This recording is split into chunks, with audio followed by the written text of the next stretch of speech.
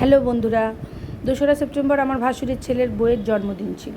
তো আমি এই কদিনে এই ব্লগটা তোমাদের ছাড়তে পারিনি। তো তোমরা দেখো আমি ভাসুরের ছেলের বউয়ের জন্য কি কি রান্না করেছি। গোবিন্দভোগ চালের পোলাও, আর এখানে পায়েস হচ্ছে, আর থাকবে ধোকার ডালনা, আর থাকবে ফুলকপি দিয়ে পনির দিয়ে।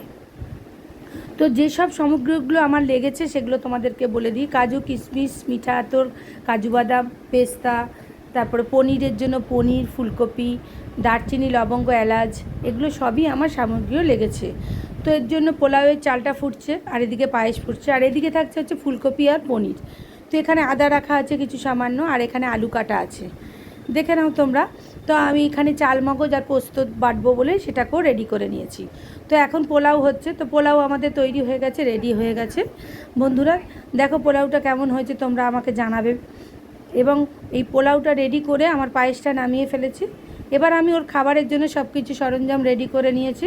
5 রকম ভাজা, ফুলকপি দিয়ে পনির দিয়ে পায়েস, চাটনি আর মিষ্টি।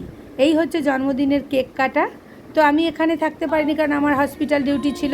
তার জন্য আমার যে এটা কেকটা কাটার সময় এটার মুহূর্তটা আমি ছিলাম না।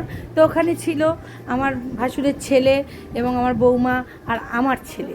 তো